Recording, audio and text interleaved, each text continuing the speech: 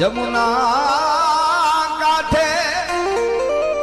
અને ઓલા જાદવા સાથે જાણે ગોપીઓ ઘૂમી રહી અને હાદુલાની ડણ કોઠાતી જસો